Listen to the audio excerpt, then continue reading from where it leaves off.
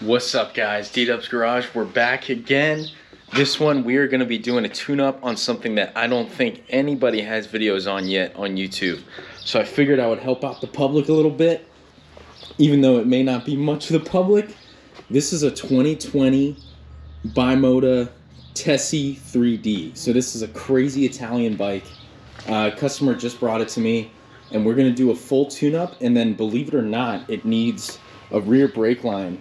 As you can see right there, guys, basically the brake line routing was kind of whack and the rotor actually dug straight through it and dumped all the fluid everywhere. So needs a new brake line, gonna have to bleed the rear brake and then tune her all up. Believe it or not, I was able to find a factory service manual for this thing on Google. It's like the first thing that comes up. I was shocked. So we're gonna follow along with that and change the oil, do the plugs, get that brake line done, and then get her out and get some laps on it, because this thing is cool. So without further ado, I'm going to show you guys how we're going to do this. Let's go.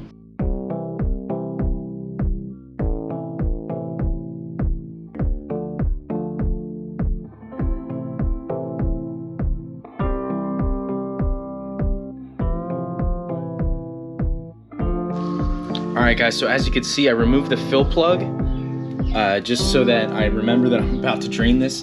Basically, it's super simple. It's the drain plug on the far back. Let's see if I can show you guys here. Tough without a motorcycle lift, right? So it's that one. That's the drain plug. This is a different one for the oil screen. So for now, I'm not gonna touch that, and I'm actually just gonna go ahead and drain that. And it is a 5mm Allen head. So we're gonna go ahead and let it come out of there.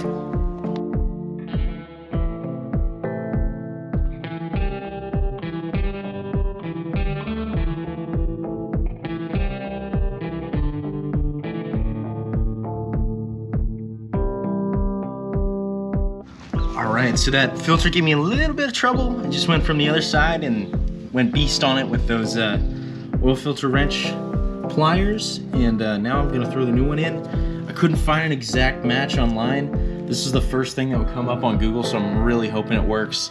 Obviously it's slightly bigger, so you're gonna wanna make sure that you have plenty of oil to top this thing up to the right level, but let's see. Moment of truth. Did Amazon pull through again? I'm thinking they might have. Okay, no dice, guys. That's okay though. I'm not super surprised. So this is just something that happens sometimes. So I'm gonna have to get a part number off of that other filter and then figure it out. So obviously, guys, just hit a bit of a rut there. That's totally fine. We're gonna knock everything else out before, and then I'll go ahead and get that oil filter. Obviously we can't fill it yet, so I'm gonna leave the little drain pan under there. But for now, let's go ahead and attack those spark plugs. Looks like they should be pretty easy, and then we'll go ahead and do that brake line. So another thing here, I'll show you guys a quick screenshot of it right, boom, there. It's odd, on Bimota's factory service manual, it says remove the 4 spark plug caps. These heads don't have dual plugs like a Hemi. I have done all my looking, and trust me, there are only 2 plugs, 1 per cylinder. So I think maybe it means to remove the ignition leads completely, but that would involve taking off more of this bodywork, which I don't want to do, and I don't have to do because they're actually right here. So here's the top one, guys. I don't even have to remove any fairings, and then boom, there's number 2. So basically right now, it's just like spark plugs on anything else. If you guys saw my Saab video, nice and easy. You don't have to torque them, just snug them up. Obviously, always started by hand. So we're gonna do that right now, and we're gonna get it done. Let's go.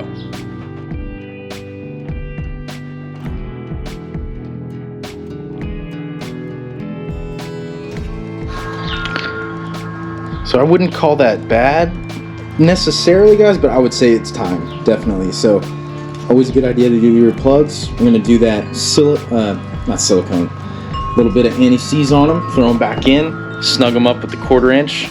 Boom, plugs are done. Simple as that.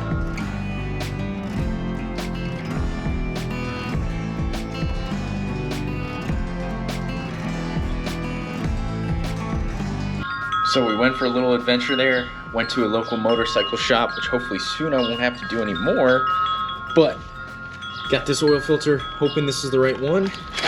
here's the moment of truth. We are gonna throw it on there. And if it is correct, obviously guys, I will put that part number in the description.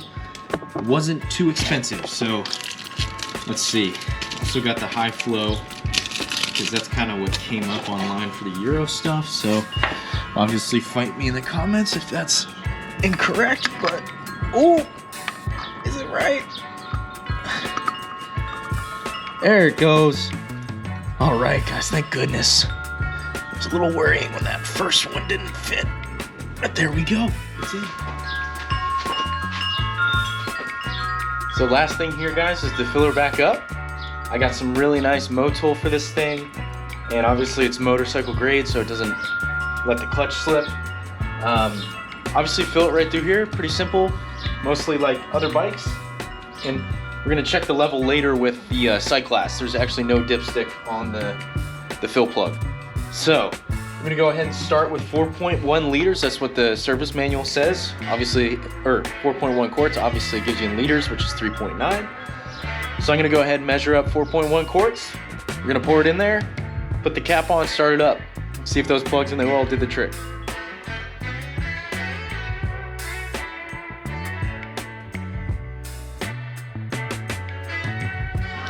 Two quick notes before you go ahead and start this thing, guys. I know you could probably see the sight plug. When I was filling this thing up, you could actually see the oil coming up there. Basically, you don't want to pay attention to it now because you haven't started the bike yet. That level will drop right down once the oil filter actually fills, so don't stress out if you think you've overfilled it. Just listen to the manual on that one. And then obviously you don't want to check your level while it's running. That means nothing because the oil's being moved around the engine. So we're gonna go ahead and start it now. Let it run for probably a couple minutes. Shut it off, let the oil come down, and we'll check the level. So let's see if it'll fire up.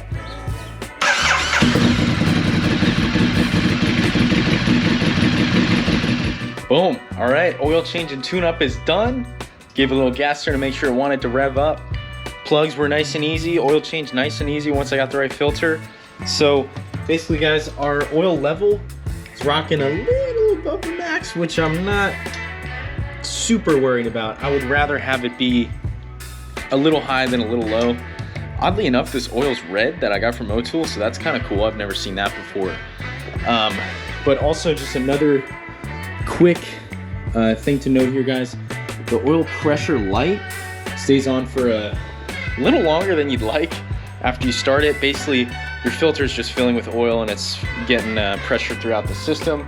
So if you see that, don't freak out. It's gonna build pressure eventually. Obviously, if it's running for like a minute and it's still not going away, then you probably have some other underlying issue. So just a couple little tips there, guys. But see that? Crazy Italian bike?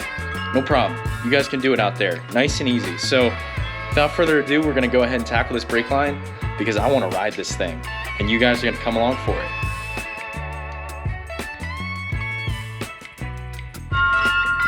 There's your prom.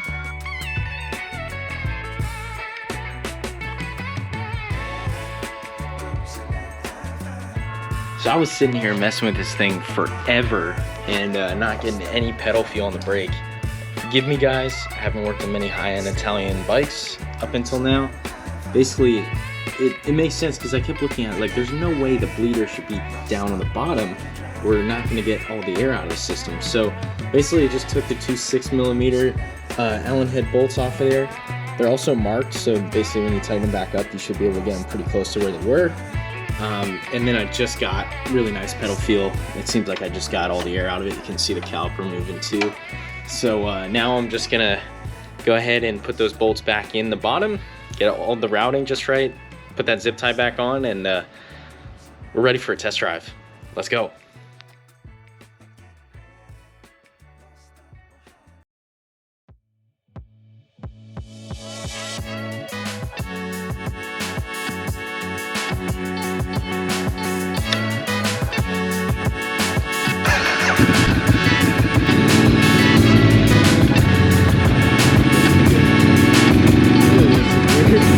Very, very smooth. Pretty cool though.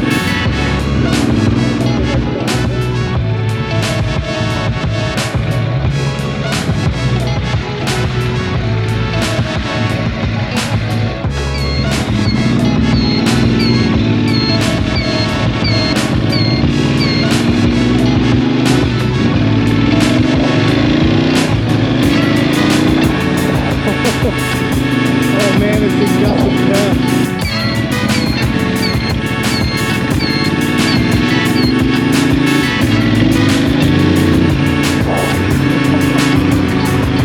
This is sick. Oh my god. Woo! Oh my, it's just torque instantly.